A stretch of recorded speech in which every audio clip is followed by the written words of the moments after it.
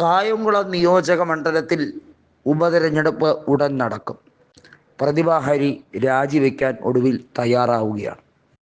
പ്രതിഭ ഹരിക്ക് മുമ്പിൽ രണ്ട് പ്രധാന കാര്യങ്ങളാണ് അവരുടെ കണക്കൂട്ടലുകളെല്ലാം തെറ്റിച്ചിരിക്കുന്നത്. ഒന്ന്, അവർ ചില മാധ്യമങ്ങളോട് പൊട്ടിത്തെറിച്ചുകൊണ്ട് നിങ്ങളൊക്കെ ഇങ്ങനെയൊക്കെയാണല്ലേ ജീവിക്കുന്നത് എന്ന രീതി അവരുടെ തനതായ ഒരു രീതി ഒരു ഭാഷാ ശൈലിയിൽ തൊടുത്തുവിട്ടു. അത് ബൂമറാങ് പോലെ തിരിച്ചടിച്ചിരിക്കുകയാണ്.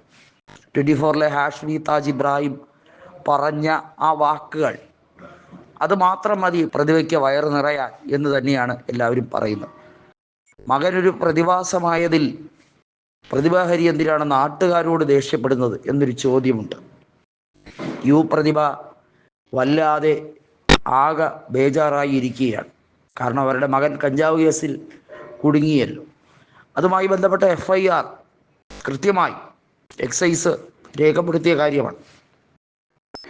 അതിന് നാട്ടുകാരോടും മാധ്യമ പ്രവർത്തകരോടും ക്ഷോഭിച്ചിട്ട് എന്താണ് കാര്യം? ഒരു കാര്യവുമില്ല എന്നുള്ളതാണ് യാഥാർത്ഥ്യം. പ്രതിഭ ഹരി വാസ്തവത്തിൽ എല്ലാ രീതിയിലും കിളിപോയ രീതിയിൽ അല്ലെങ്കിൽ എല്ലാം കൈവിട്ട രീതിയിലുള്ള പ്രകടനമാണ് നടത്തിയത്. ഒരു ജനപ്രതിനിധിയാണ്, കായംകുളം MLA ആണ് എന്നുള്ളതൊന്നും അവർ ഒരു നിമിഷത്തേക്ക് മറന്നുപോയി എന്ന് തോന്നുന്നു. ആലപ്പുഴയിൽ സത്യത്തിൽ CPIM-നെതിരെ തന്നെ പടപൊരുതുന്ന ചുരുക്കം ചില MLA-മാരിൽ ഒരാളാണ് പ്രതിഭ ഹരി എന്നുള്ളത് എടുത്തു പറയേണ്ട കാര്യമാണ്.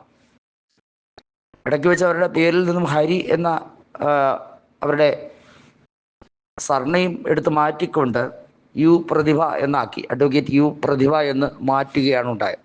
സാധാരണ രീതിയിൽ അമ്മമാർ പ്രതികരിക്കും സ്വാഭാവികമായും മക്കളുടെ വിഷയം വരുമ്പോൾ. എന്നാൽ അവരൊരു അഡ്വക്കേറ്റാണ്, അവരൊരു ജനപ്രതിനിധിയാണ്. അതിനേക്കാൾ ഉപരിയായി അവരുടെ മകൻ്റെ വിഷയമായതുകൊണ്ട് മാധ്യമങ്ങളെ അങ്ങ് തിരിച്ചു പറയാൻ ശ്രമിക്കുക, പേരെടുത്ത് വ്യക്തിഹത്യ ചെയ്യുക എന്നുള്ള രീതിയാണ്.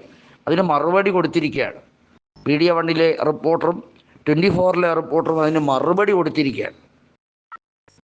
MLA-യുടെ ശമ്പളവും അവർക്ക് കിട്ടുന്ന ആനുകൂല്യവും ഒന്നും ഇവർക്കാർക്കും കിട്ടുന്നില്ല എന്നുള്ളത് മാത്രമല്ല, കഷ്ടപ്പെട്ട് തന്നെയാണ് അവർ പണിയെടുക്കുന്നത് എന്നുള്ള ഉത്തരം കൂടി ഹാഷ്മി പറഞ്ഞതോടുകൂടിയാണ് പ്രതിഭ MLA-യുടെ കിളി പോയിരിക്കുന്നത്.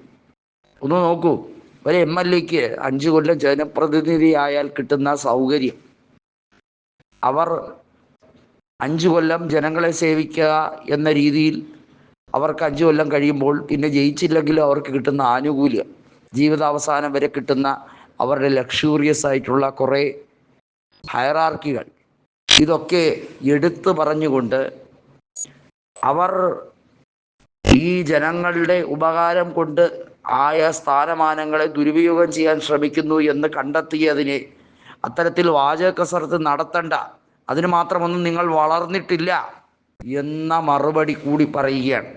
നാറി നാണം കെട്ടിയിരിക്കുകയാണ്.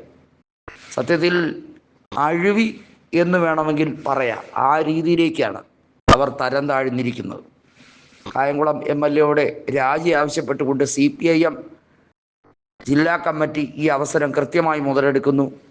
അങ്ങനെ പ്രതിഭ CPIM-ന്റെ ബാന്ധവം തന്നെ വിടാൻ ഉദ്ദേശിക്കുന്ന തരത്തിലേക്ക് കാര്യങ്ങൾ എത്തുമോ എന്നുള്ള സാഹചര്യത്തിലേക്കാണ്.